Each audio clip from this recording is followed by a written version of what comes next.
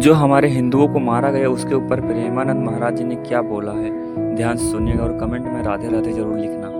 आताताई आतंकी दुष्टों को विनाश करो, जो अधर्म में चल रहे हैं इन अधर्मियों का विनाश करो। असहाय जन हैं उनकी सहायता करो। कौन सा ऐसा धर्म है जो दूसरे का अहित करके पुष्ट होता हो? वो धर्म नहीं, वो अधर्म है। इसलिए अभी पता दूसरों को दुख देना, भयभीत करना, आतंक मचाना स्वभाव होता है। कोई भी महापुरुष ऐसा किसी भी धर्म की रचना नहीं की जिसमें जो असहाय है, निर्बल है या जो निरापराधी है उनका विनाश किया जाए। नहीं, इनकी बुद्धि भ्रष्ट है। ये शासन के द्वारा ही काबू में किए जा सकते हैं। एक आदमी लाखों को पीड़ित कर रहा है, एक आदमी देश को भयभीत कर रहा है, ऐसा नहीं। अधर्माचरण करने वाला कभी सुखी नहीं हो सकता। स्वर्णकार अधर्म आचरण कर रहा था तो उसके अधर्म आचरण में सम्मिलित होने वाले राज कर्मचारियों ने उसे मार दिया। उसका स्वर्ण ले लिया, धन ले लिया और उसे बॉक्स में बंद करके वो निकल ही रहे थे कि वो जो धर्म पे चलना ठाना था उन्होंने देख लिया, बाहर निकले। उनका ये क्या है? अब वो तो फंस गए क्योंकि बॉक्स में उसकी लाश थी और सब बैग झोला में स्वर्णाभूषण धन था। उन्होंने तुरंत उसको कहा, आवाज मत दीजिएगा, देखो हम तुम्हें हिस्सा दे देंगे। ये जो धन हमारे पास है इसको हम 3 हिस्से में बांट लेंगे और इसको हम नष्ट कर देते हैं। कोई जानेगा नहीं, हम राज कर्मचारी हैं, किसी तरह का फसाव नहीं होगा। उन्होंने कहा, ये मैं अधर्म का कार्य नहीं कर सकता। मैं तो अब हल्ला मचाऊंगा, सबको बुलाऊंगा और बताऊंगा कि तुमने इसकी हत्या की है और इसका धन अपहरण कर रहे थे। अब राज कर्मचारी, उन्होंने सोचा हमारी ड्यूटी भी जाएगी, धन भी जाएगा, सजा भी मिलेगी। दोनों ने इशारे में ही बात कर ली और हल्ला मचा के दौड़ पड़े, पकड़ो इससे, पकड़ो, जाने न पाए। उसे पकड़ लिया। लोग इकट्ठा हुए, क्या हुआ? देखो ये धन अपहरण करके जा रहा था, इसकी हत्या कर दी। तो हम लोग गश्त लगा रहे थे तो हमें शंका हुई, आए तो देखा ये पकड़ा गया। जो धर्म से चल रहा था उसको पकड़ लिया।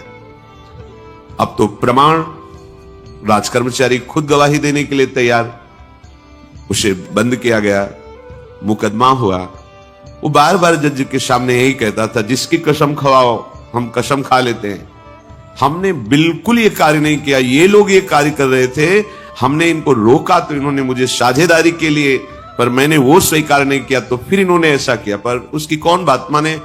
राज कर्मचारी गवाही। मुकदमा लंबा खिंचा, उसे जेल में रखा गया। हर बार आके वो यही प्रार्थना करता। कई वर्ष तक चलता रहता मुकदमा। जेल का उसे बड़ा कष्ट भोगना पड़ता। वो विचार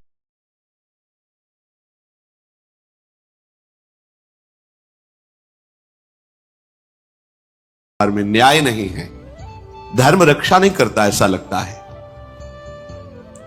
एक दिन आया और रो करके यही बात कही जज के सामने कि मुझे लगता है भगवान नहीं है, क्योंकि मैं बार बार सत्य को साक्षी करके कहता हूं कि मैंने ये कर्म नहीं किया और मुझे दंड दिया जा रहा है, मुझे क्लेश दिया जा रहा है धर्म से चलने के कारण। अगर मैं सम्मिलित हो जाता तो मुझे तीसरा हिस्सा मिलता और बिल्कुल बात शांत होती। ये क्या धर्म है, कहां भगवान है? जज ने इस पर गौर किया। कई वर्ष वो जेल भोगता रहा, मुकदमा चलता रहा। तब जज ने गौर किया कि बार बार ये कहता है इसकी जांच की जाए। तो हत्याकांड होते ही रहते हैं। एक शव आया वहां, जज ने मंगवाया था, जो पोस्टमार्टम के लिए जाता है, मंगवाया और कहा देखो इसका कोई नहीं है, अंतिम संस्कार के लिए अपने ही लोगों को जाना है। तो 2 कर्मचारी जो थे सरकारी, जो स्वर्ण चोरी में सम्मिलित थे, उनको और उसको कहा कि बस तुम थोड़ी देर नदी के किनारे बैठे रहना, हम और लोगों को लेकर के आते हैं। और एक आदमी को छुपा के बैठा लिया और राज कर्मचारी नदी के किनारे शव को लेकर बैठे। उसको देखा जिसको बहुत कष्ट दिया जा रहा था, सारा आरोप उसके ऊपर था, जो धर्म से चल रहा था। उससे कहा, माना नहीं ना, अगर मान लेता तो तीसरा हिस्सा भी मिल जाता, बात वहीं खत्म हो जाती है। देखा, फंसा दिया, अब तेरे को आजीवन कारावास मिलेगा, कोई नहीं बचा सकता तेरे को। मेरी बात नहीं मानी, कह रहा था हल्ला मचाऊंगा, ऐसा वैसा, अब भोग। तो जज के द्वारा जो एकांत में बैठाला हुआ आदमी था, उसने पूरी बात सुनी।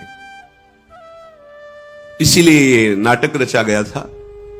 तीनों को बुलाया और कहा, तुम निर्दोष हो उस धर्मात्मा से। स्वयं इनकी आवाज से हमने सुना, ये कह रहे थे जो तुम बात कह रहे थे। तो उसने कहा कि ये तो ठीक है, अब निर्णय ठीक कर दिया, लेकिन अब कई वर्षों से मैं दंड भोग रहा था, ये कौन सा न्याय है?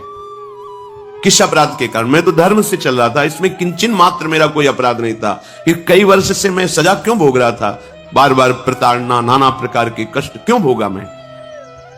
जज ने कहा, तुम हृदय को साक्षी करके बताओ, क्या कोई ऐसा अपराध किया है जिसका प्रकाश ना हुआ हो और तुम्हें दंड ना मिला हो?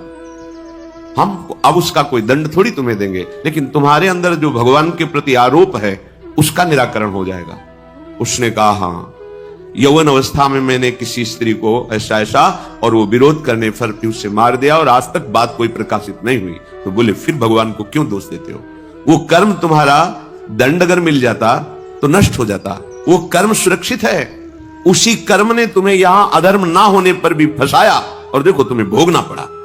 तो निश्चित समझो, यदि आप अधर्म के द्वारा कोई भी सुख साधन करेंगे तो आप नष्ट होंगे। अधर्म के द्वारा आप धन आदि छीनना चाहेंगे तो आप नष्ट होंगे। अधर्म कर दिया है और उसका प्रायश्चित नहीं हुआ तो वो कर्म सुरक्षित है। ऐसी